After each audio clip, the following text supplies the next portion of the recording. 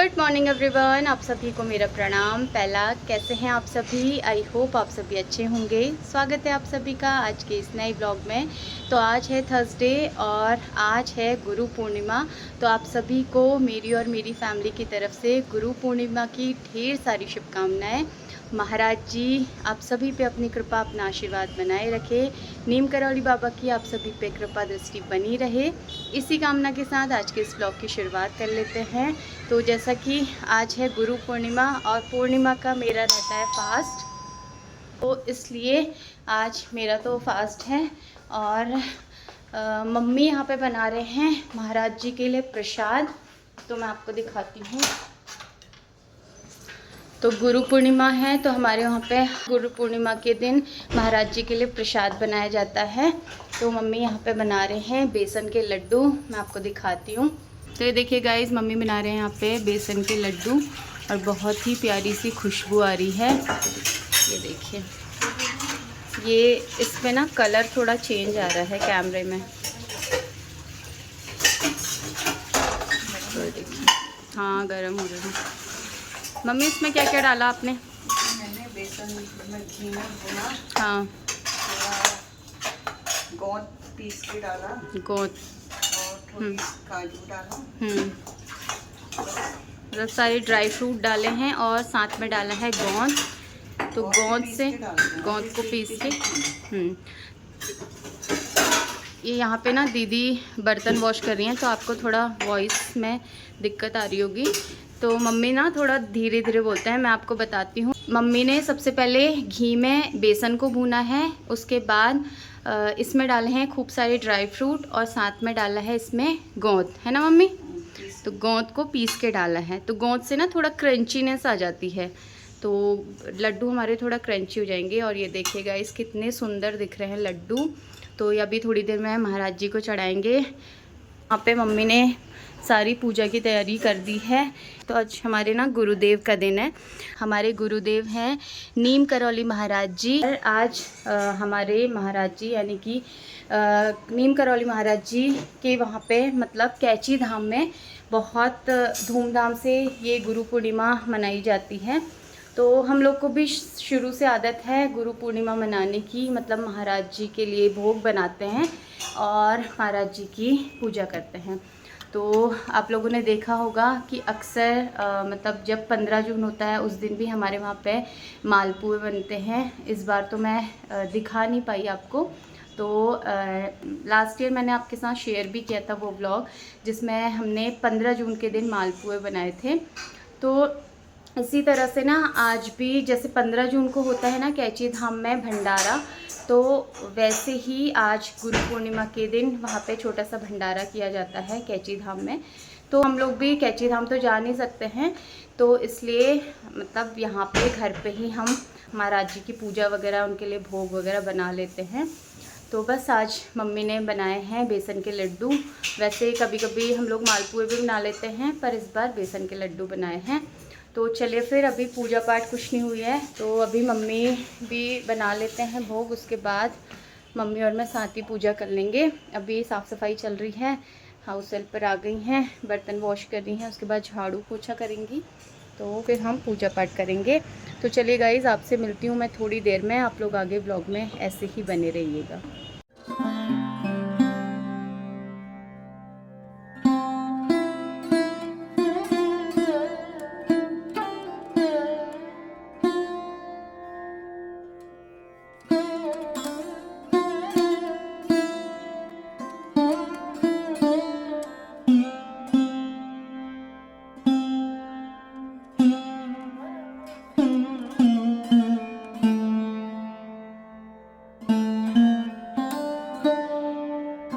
So guys, अभी पूजा पाठ भी हो गई है और अभी मम्मी पाठ पढ़ रहे हैं, उन्हें थोड़ा टाइम लगेगा। और मम्मी बोल रहे हैं कि मैं भी व्रत ही कर लेती हूँ, क्योंकि ऑलरेडी 11:30 बज गए हैं और अभी पाठ करने तक का ना मतलब उनको ना 1 से 1.5 घंटा लग जाता है पूजा करने में, क्योंकि उसके बाद वो सुंदरकांड भी पढ़ेंगे। तो सुंदरकांड पढ़ने में 1 घंटा लगता है, उसके बाद आरती वारती करते हैं, फिर वही 12:30-1 करीब बज जाएगा उनको। और फिर वो बोल रहे हैं कि मैं व्रत ही कर लेती हूँ, थोड़ी देर की बात है। तो आज महाराज जी का दिन है तो कैसे छोड़ू बोल रही हैं। वैसे ना उनके इस वाले हफ्ते ना काफ़ी सारे व्रत हो गए हैं। ट्यूसडे का, फिर उससे पहले एकादशी आई थी, तो मैं तो बोल रही हूँ रहने दो, मैंने तो रखा ही है। पर मम्मी है वो मानती तो है नहीं बिल्कुल भी, मतलब मेरा कहा तो बिल्कुल भी नहीं मानती हैं। अपनी मर्जी से हो रहता उनका, जो भी हो रहता होगा।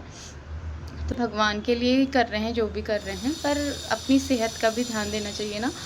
तो इसलिए इतनी सारी बीमारी है मम्मी को। मैं बोलती हूँ कि पूजा पाठ आप अच्छे से कर लो, व्रत व्रत रहने दिया करो, पर मम्मी है भाई वो मानती नहीं है, बिल्कुल भी सुनती नहीं है मेरी।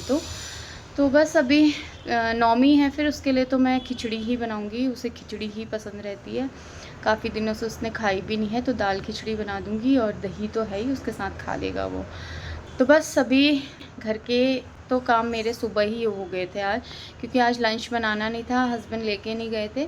तो मैंने उस टाइम में ना अपने घर के सारे काम कर लिए, क्लीनिंग वगैरह सब कर ली थी। और अभी मैं थोड़ा, मुझे अपना काम करना है, वीडियो की एडिटिंग करना है, तो वो मैं करती हूँ। और उसके बाद फिर वही नौमी का टाइम हो जाता है, तो फटाफट से उसके लिए खाना बनाऊँगी।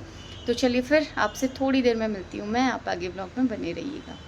सो गाइज़ अभी एडिटिंग वगैरह भी हो गई है, काम वाम सब हो गया है, और अब बनाते हैं नौमी के लिए खाना। और आपके ना लास्ट वीडियो में बहुत प्यारे कमेंट आए थे कि आपने मतलब किचन की सेटिंग अच्छे से की है, तो थैंक यू सो मच, आप लोगों को मेरा किचन पसंद आया। और किसी ने ये भी पूछा था कि आप लोग यहाँ पे इंदौर में कौन सी एरिया पे रहते हैं।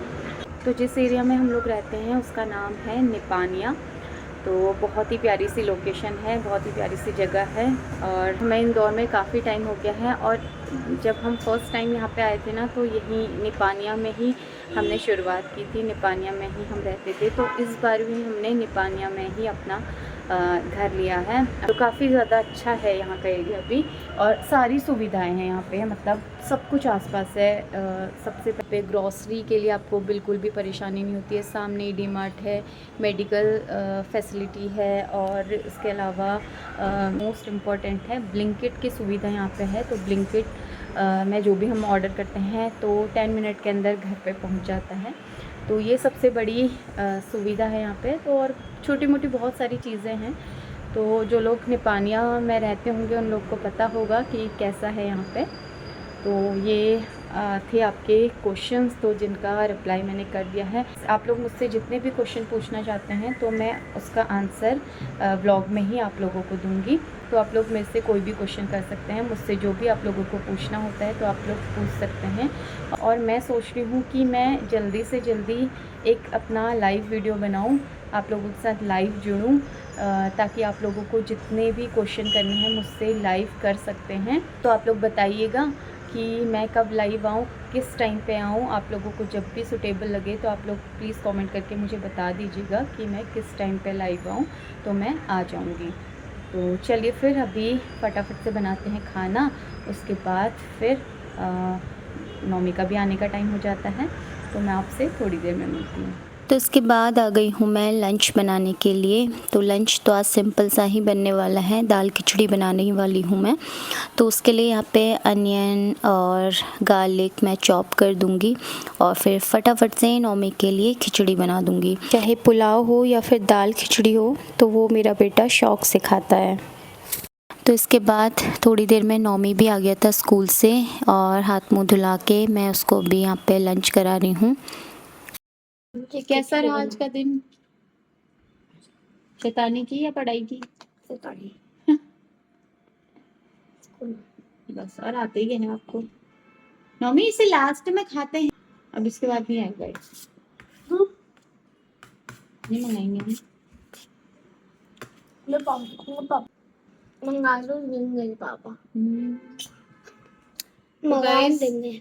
गाइस मैं नौमी को यहाँ पे खाना खिला रही हूँ, ये देखो ये क्या खा रहा है, ये लेके बैठ गया है, ये मिष्टी दोई, मिट्टी ढाई, मिट्टी ढाई भाई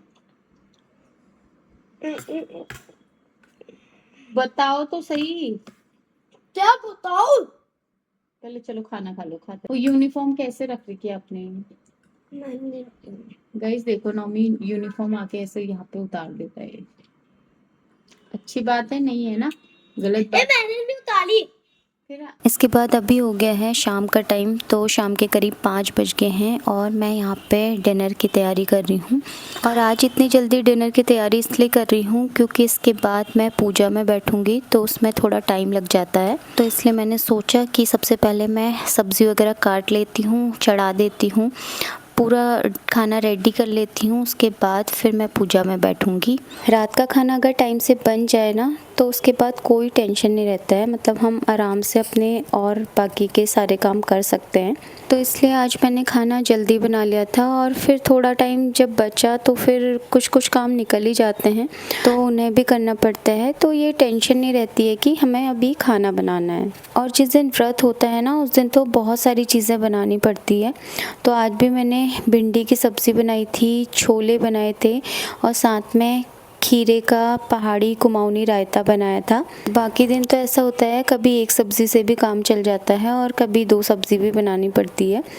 तो व्रत वाले दिन बहुत ज़्यादा बनाना पड़ता है, मतलब पता नहीं क्या होता है, मेरे को तो बड़ा शौक़ है कि जिस दिन व्रत होता है ना उस दिन मैं बहुत सारी वैरायटी बना लेती हूँ। आज मैंने खीर नहीं बनाई थी वरना मैं खीर भी बना लेती हूँ।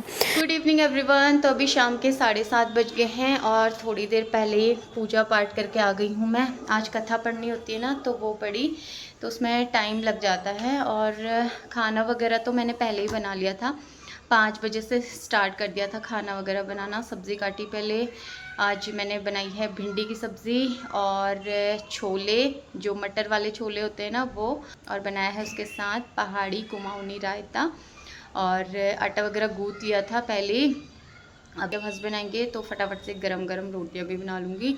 और नौमी और मम्मी नीचे गार्डन गए हुए हैं आज, मतलब 2 दिन, कल बारिश नहीं थी और आज भी बारिश नहीं थी तो गार्डन थोड़ा सूखा हुआ था, तो इसलिए नौमी ज़िद करने लगा तो मम्मी लेके गए हैं उसे।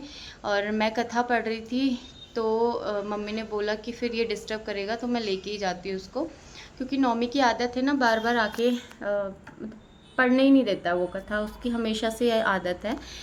चाहे उसको टीवी देखने को बैठा दो या कुछ भी करने को बैठा दो, पर उसको आके डिस्टर्ब करना ही होता है, इसलिए फिर मम्मी उसको लेके गए नीचे।